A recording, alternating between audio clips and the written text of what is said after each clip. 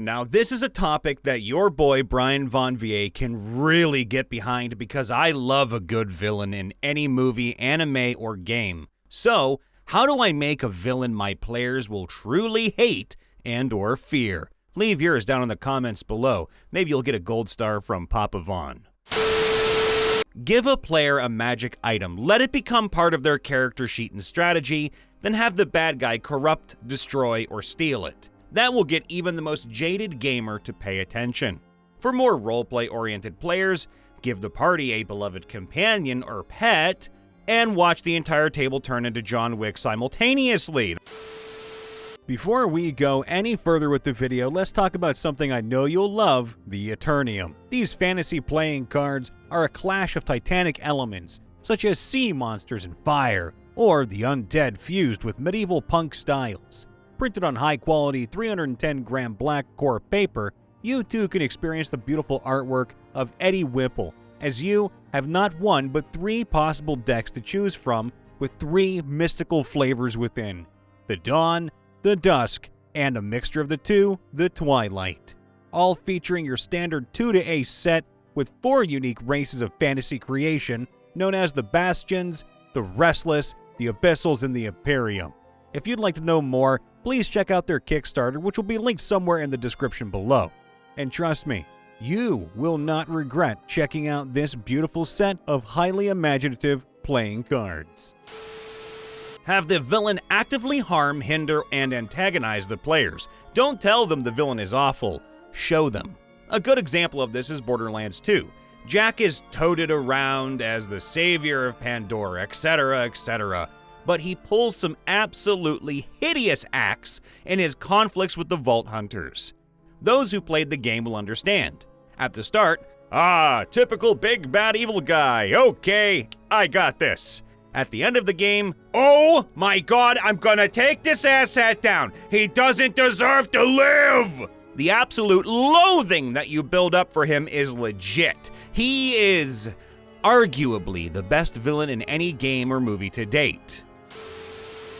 So, this is one of the questions I love to answer but hate to explain. First off, think of someone you absolutely hate. This is important. I don't mean someone you merely find offensive or annoying. I mean someone who really makes you want to bash their heads in, who you would dance on the grave of, who makes you feel powerless and helpless and feel like praying to some deity to rid the world of them. Not a group of people.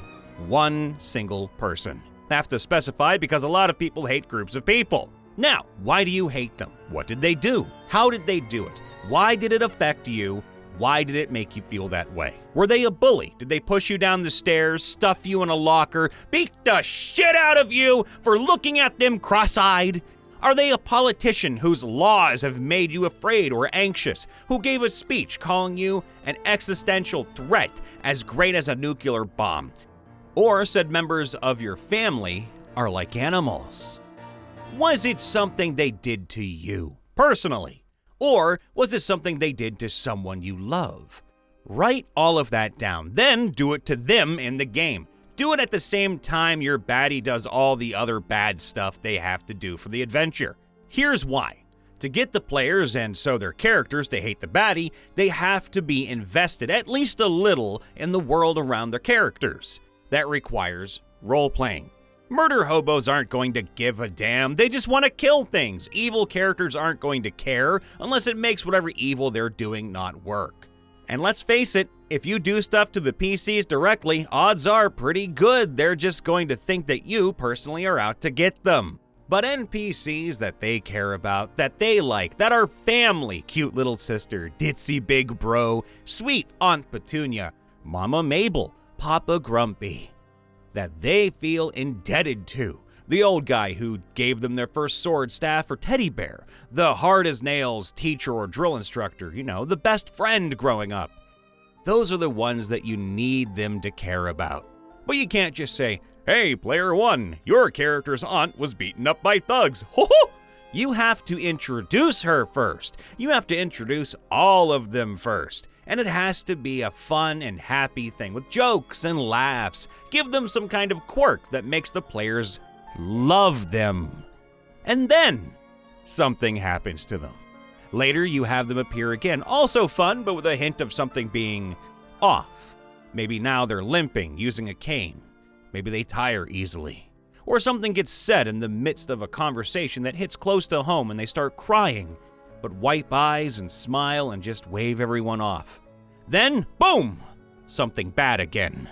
And you do that with all the special NPCs of the characters' lives. This is a good way to make them all feel like their backstory is part of the world too.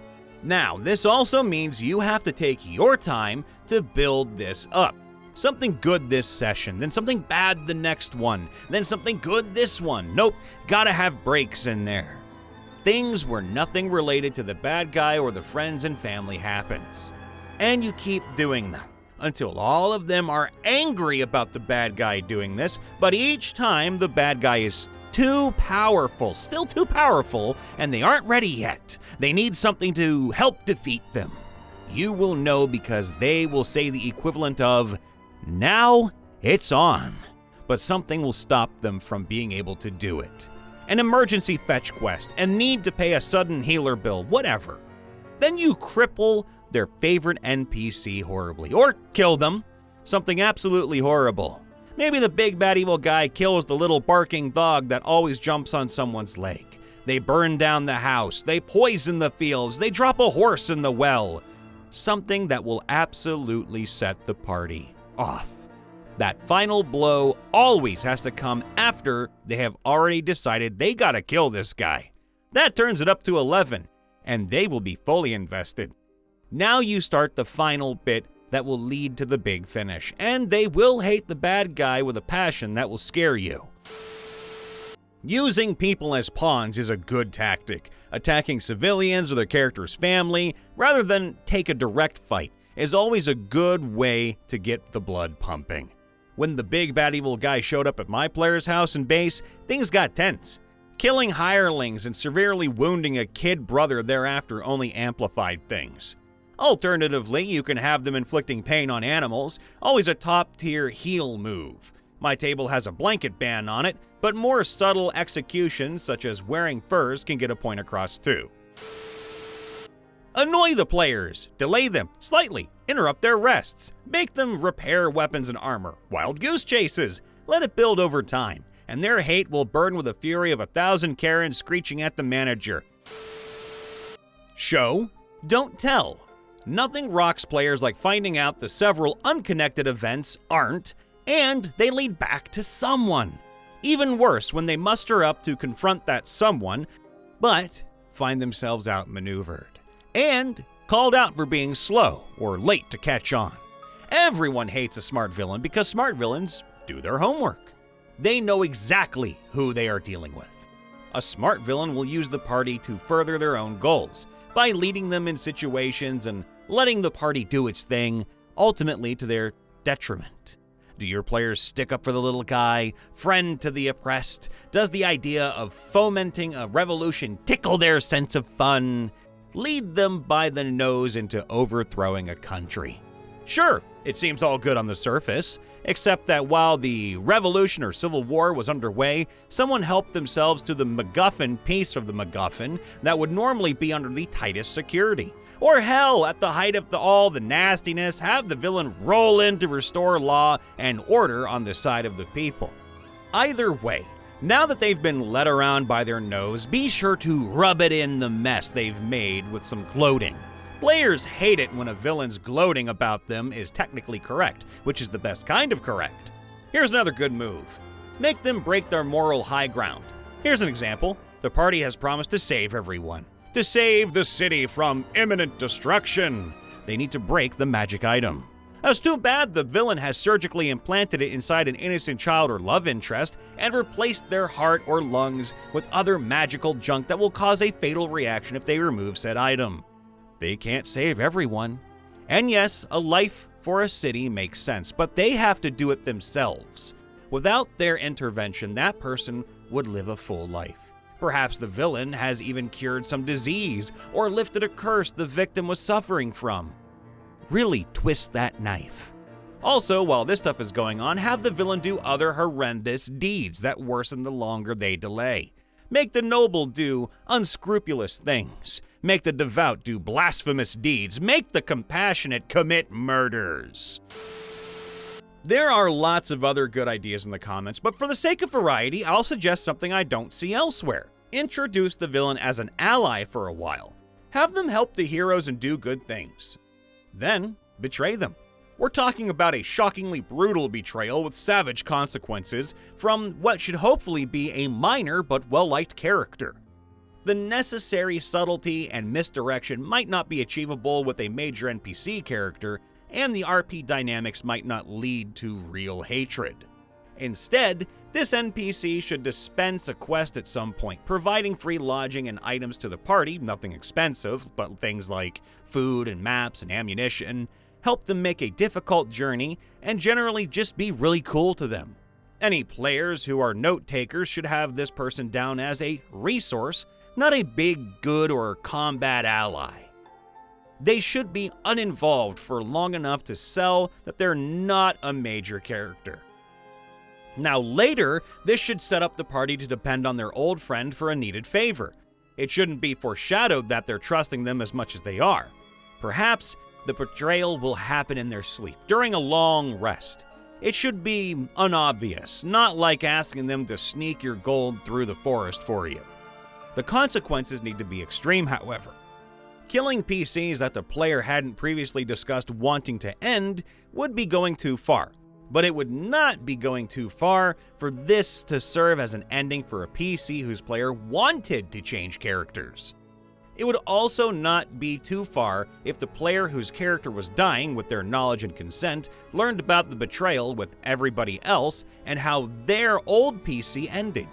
If a player has discussed with the DM that their character wasn't working for them anymore and they'd like to re-enter the party as somebody new, they are expecting the hammer to drop. However, it can still shock them if during their old PC's final session, which they knew was such, that they learn that their NPC friend wasn't their friend and that their death wasn't in glorious battle, but from a betrayal in their sleep. Or from waking up at the wrong time and seeing something they weren't supposed to see. Now, what works best, in my opinion, is just if they completely destroy the party's agenda. They steal the important key or map, cut a loyal NPC's throat, and destroy the party's means to pursue them. The party can look for them, of course, but they will have a massive head start, and the party will only find the mess they left behind. Perhaps they will find the treasure or the power the party was seeking, and use it as a foundation to become more of a big bad evil guy scaled threat, or at least a major villain who can't be killed easily. Perhaps they massacred a village the party had visited previously and executed NPCs that they liked. Perhaps they had the party convicted of their crimes, forcing them to flee the region. Perhaps they stole the medicine that would have saved those NPCs. The betrayal can be large or small in scale. Perhaps they killed the prince and provoked the king to burn down the PC's village in retaliation by framing them for it. Perhaps they just took your gold and weapons and killed your horses while you were sleeping, and then fled so far that no attempt to search for them could ever succeed. The party should only meet people who knew they were bad after getting burned by them. Down the road, they might even meet other adventurers who got played by them and are upset by it. Any news about the person should make it very clear that they're prospering, but not how to find them. Any reference to their actions should suggest that they are clever and well-resourced. If you want players to really hate somebody, have that person betray their trust. If you want them to fear that person, make that person hurt something they thought was safe. For example, the party might have other NPCs revealed to them that have been spies working for this person who, if necessary, even paid them with real money to misdirect them into doing what this person wanted. If the party becomes distrustful of new NPCs after just one or two bad interactions, then the originator of this distrust will be a major source of fear and anger. I can sneak up on you or be right in front of you without you knowing. But when I reveal myself, I will never be the same. What am I? Betrayal. The Riddler, Gotham.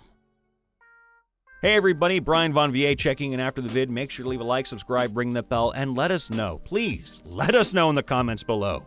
How do I make a villain that my players will truly hate and fear? We love you all. Be safe, be happy. We'll see you next time. Bye for now.